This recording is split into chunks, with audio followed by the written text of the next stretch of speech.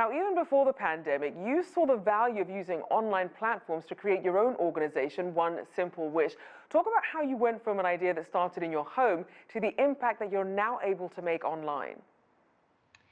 Yeah, long ago, my husband and I became foster parents, and we saw that there were so many needs not being met by children in the foster care system. And also, technology was really emerging as a way for people to give and to give quickly and conveniently. So we created this online platform that actually shares the stories of young people in foster care and those that aged out, and allows you to give an item or an experience directly to that child through the platform.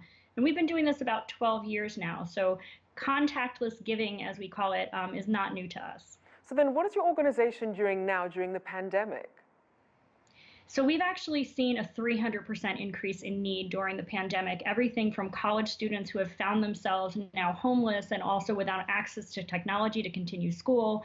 So we've been providing laptops to them, as well as rental support, assistance with utility bills, car payments. And one of the biggest things is also grocery store gift cards. While food banks do remain open, lines are incredibly long, and many of these students were relying on their college campuses to feed them as well as to house them. So a lot of our requests have been centered around learning and feeding these very vulnerable youth and young people. And we've certainly seen some of the incredibly long lines as people are queuing up for food banks. We see organizations including Feeding America. They saw a 98% increase in the demand for free food.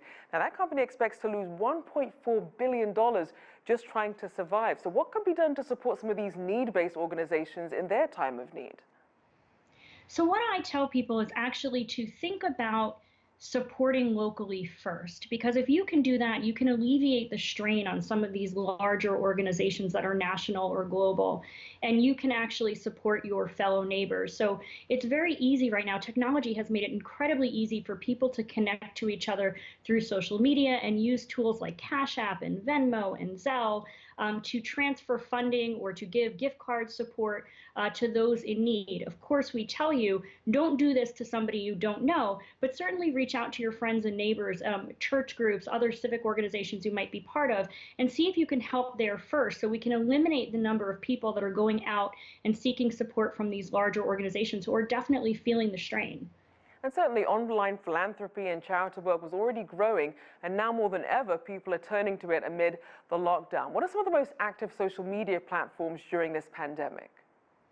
So I think that we're seeing a lot of people utilizing things like Facebook and Instagram, not only for fundraising, but also just to connect to one another. The great thing about Facebook is if you do create a fundraiser, whether it's a personal for an individual or for a charitable organization, the charitable arm of it is actually underwritten 100%. So the 100% of your donation goes to that organization.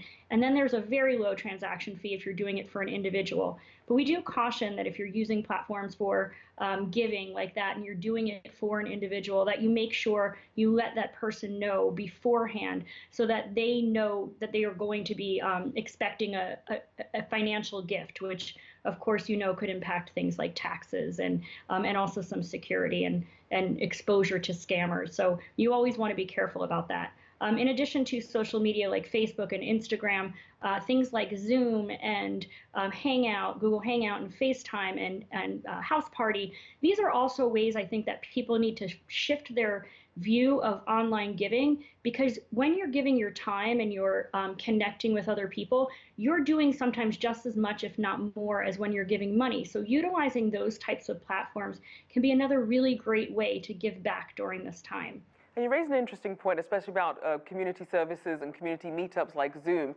We've seen that especially in this pivot to online education amid all the school closures.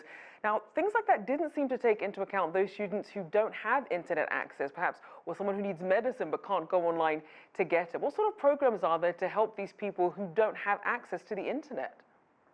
So there's actually, I know that as far as providers go, I know T-Mobile provides some free internet services. I think Sprint is another one that has some free services as well. So there are different providers that can be contacted to provide Wi-Fi. Another option is to go to the local Board of Social Services and find out if they are offering any programs that are providing people with free broadband internet access at this time, because a lot of them are doing it, recognizing that we can't do everything that we need to do without being connected online right now. All right, well, thank you so much for your insights. Danielle Gletow, the founder and executive director of One Simple Wish.